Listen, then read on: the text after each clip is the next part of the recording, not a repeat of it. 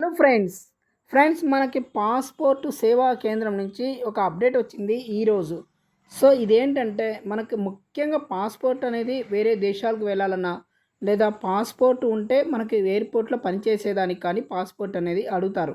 So మరి ప్రతి ఒక్కరు కూడా పాస్పోర్ట్ విదేశాలకు వెళ్ళాలి, దుబాయ్కి వెళ్ళాలి, అమెరికా వెళ్ళాలి, వేరే దేశాలకు వెళ్ళాలి, మేము ఉద్యోగం చేయాలనుకునే వాళ్ళకి పాస్పోర్ట్ అనేది తప్పనిసరి.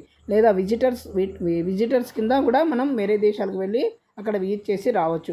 సో దానికోసం కంపల్సరీగా పాస్పోర్ట్ అనేది అడుగుతారు. సో మన ఇండియాలో మాత్రం మన పాస్పోర్ట్ అవసరం లేదు, ఎక్కడైనా తిరగవచ్చు పాస్పోర్ట్ లేకుండా. అయితే మనం విదేశాలకు వెళ్ళాలంటే మాత్రం కంపల్సరీగా ఉద్యోగ పర్పస్ కావచ్చు, లేదా ఏదైనా విజిటింగ్ కోసం కావచ్చు, ఇంకా ఏ ఇతర కారణాల వల్ల అయినా సరే మనము పాస్పోర్ట్కి అనేది అప్లై చేసుకోవాల్సి ఉంటుంది.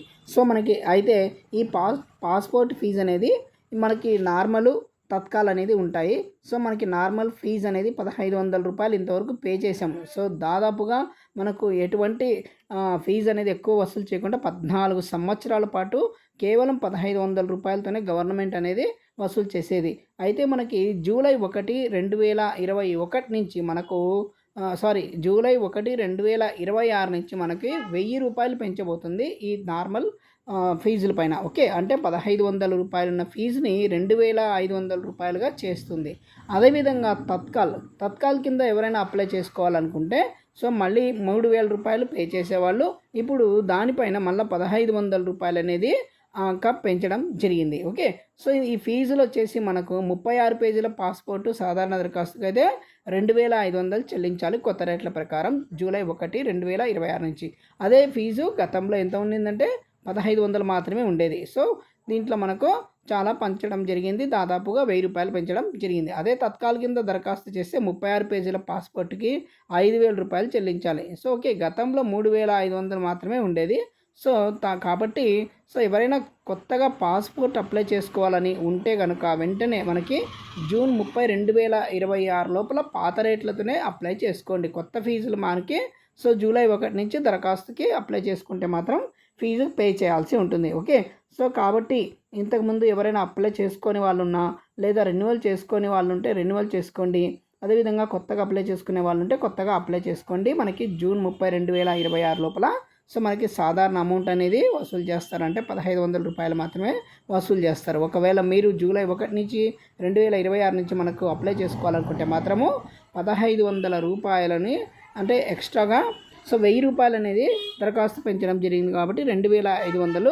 అదేవిధంగా తత్కాల్ కింద అప్లై చేసుకున్నట్లయితే మనకు 3500 రూపాయలు అని చెప్పేసి ఇక్కడ ఇవ్వడం జరిగింది ఇంతకుముందు. ఓకే, ఇప్పుడు సో 5000 రూపాయలు అనేది చెల్లించాలి. సో తత్కాల్ అనేది మ్యాక్సిమం ఎవరికి అవసరం ఉండదు. ఎవరైనా ఎక్కడైనా ఎక్కువగా విదేశాలు వెళ్తూ ఉంటారు రెగ్యులర్గా, సో కంపెనీ తరఫున కానీ ఇట్లా వెళ్తూ ఉంటారు కదా, సో వాళ్ళకు వచ్చేసి మనము తత్కాల్ అనేది బుక్ చేసుకోవచ్చు.